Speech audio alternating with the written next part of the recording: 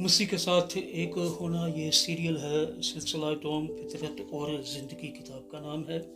जब Kock मुसन्नफ producer Emmanuel Aslam आवाज़ में शादा शौकत। ये सफ़ा नंबर 13 है। यसु एक पाक हैकल और फलदार लोगों का शौक और रखता था और मेरे मुताबिक रखता है। मसीह में अब हम खुदा की हैकल हैं और इस एतबार से हैकल को पाक करने का मतलब हमारी अपनी पाकीज़गी है।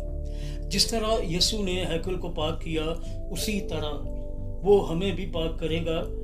अगर हम अपने दिल को उसके दे देंगे तो वो हमारी नाराज़गी को धो डालेगा और वो हमें हमारे मुर्दा कामों, मुशक्क़त और शरीयत से आज़ाद करेगा और हमें फसल और रूहानी मामूरी में जीने की तरफ ले जाएगा।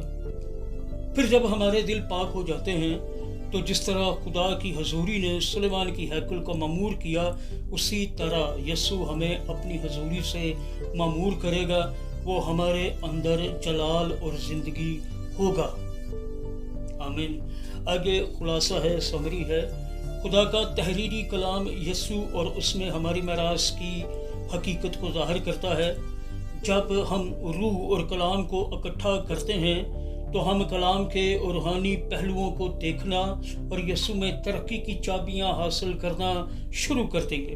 कलाम मुक़द्दस के रूहानी मानों को समझने के लिए हमें यसु का तालब होने की ज़रूरत है कि हमारे जहनों को खोले और हमें रूहानी हिकमत, फ़हम और इम्तियाज़ अनायत करे। हमें अपने जहन के खुदा यानी हमें अपने जहन में बसने वाले खुदा को अपना जहन सुपुर्द करने की ज़रूरत है। उसे मौका देने की ज़रूरत है कि ज़रूरी है कि हम उसे मौका दें कि हमें तब्दील करे, सिखाए और मसीह में हमारी नई ज़िंदगी की तरफ हमारी रहनुमाई करे। आमीन। आगे क्वेश्चंस हैं, सवालात हैं। मैं रूहानी तौर पर कलाम में इम्तियाज़ करने वाला वाली किस तरह बन सकती हूँ? Question mark. क्या वाकई ज़रूरी है कि यसु मेरे जहन को खोले? सवालिया निशान। क्या वाकई ज़रूरी है कि यसु मेरे जहन को खोले? मेरे दिल के पहाड़ों में से चंद कौन कौन से हैं? कलाम मुक़द्दस में चंद एक तस्वीर कौन सी हैं जिन्होंने मासी में मुझसे बात की? सवालिया निशान। मसीह के साथ एक होना सीरियल है।